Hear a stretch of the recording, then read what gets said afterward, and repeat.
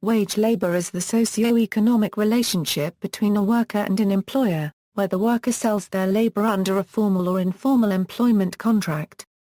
These transactions usually occur in a labor market where wages are market-determined.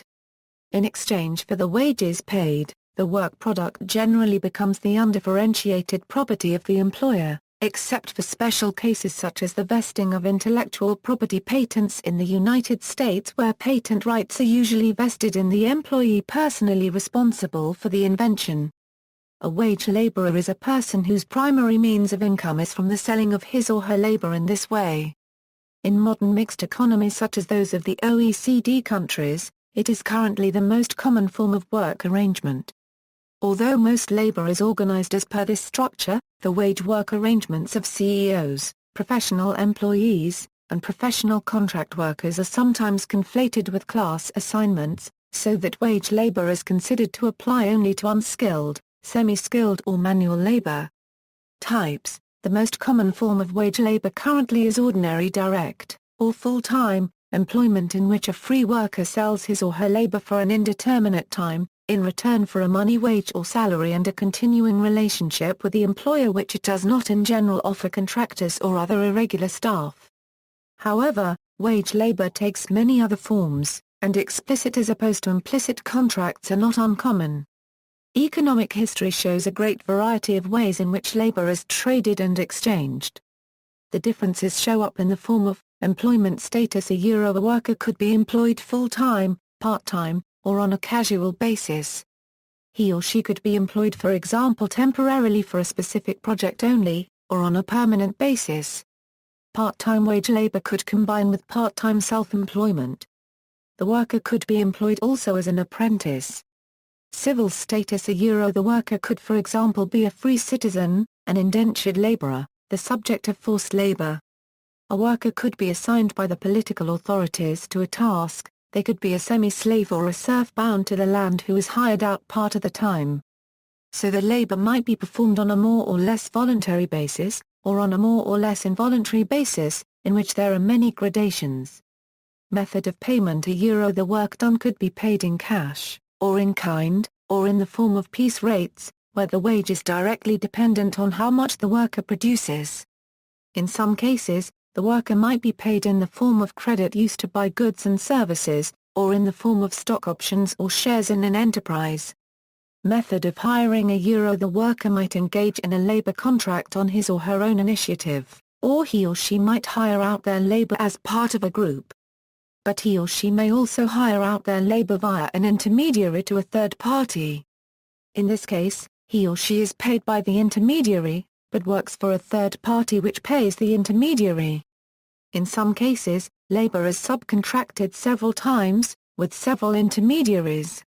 Another possibility is that the worker is assigned or posted to a job by a political authority, or that an agency hires out a worker to an enterprise together with means of production. Criticisms. Socialists see wage labor as a major, if not defining, aspect of hierarchical industrial systems. Most opponents of the institution support worker self-management and economic democracy as alternatives to both wage labor and to capitalism.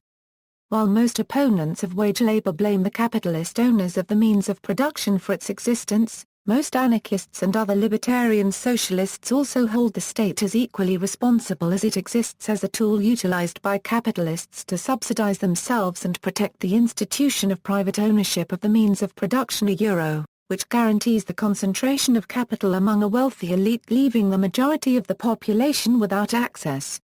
As some opponents of wage labor take influence from Marxist propositions, many are opposed to private property, but maintain respect for personal property. A point of criticism is that after people have been compelled by economic necessity to no feasible alternative than that of wage labor, exploitation occurs.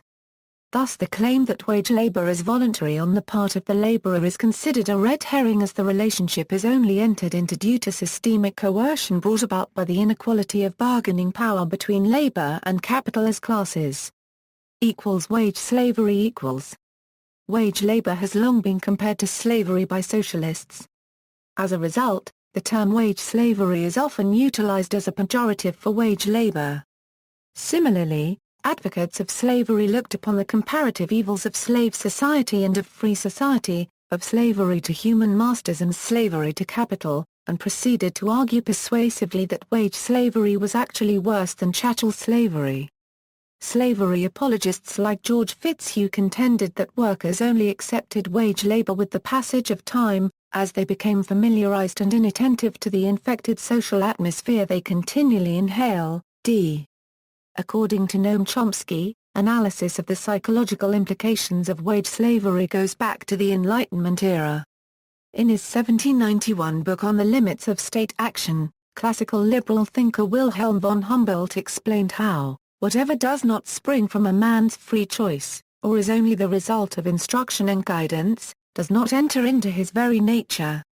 He does not perform it with truly human energies, but merely with mechanical exactness, and so when the laborer works under external control, we may admire what he does, but we despise what he is. Both the Milgram and Stanford experiments have been found useful in the psychological study of wage-based workplace relations. Additionally, as per anthropologist David Graeber, the earliest wage labor contracts we know about were in fact contracts for the rental of chattel slaves. Such arrangements, according to Graeber, were quite common in New World slavery as well, whether in the United States or Brazil. C.L. James argued in The Black Jacobins that most of the techniques of human organization employed on factory workers during the Industrial Revolution were first developed on slave plantations. For Marxists, labor as commodity, which is how they regard wage labor, provides a fundamental point of attack against capitalism. It can be persuasively argued, noted one concerned philosopher, that the conception of the worker's labor as a commodity confirms Marx's stigmatization of the wage system of private capitalism as wage slavery. That is, as an instrument of the capitalists for reducing the worker's condition to that of a slave, if not below it. That this objection is fundamental follows immediately from Marx's conclusion that wage labor is the very foundation of capitalism. Without a class dependent on wages, the moment individuals confront each other as free persons, there can be no production of surplus value. Without the production of surplus value there can be no capitalist production, and hence no capital and no capitalist. See also Footnotes. Bibliography, articles. Books. External links, Barbrook, Richard. The Class of the New. London, Open Mute.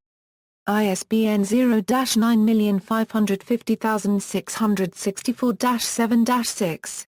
Labour Fair Resources, Link to Fair Labour Practices.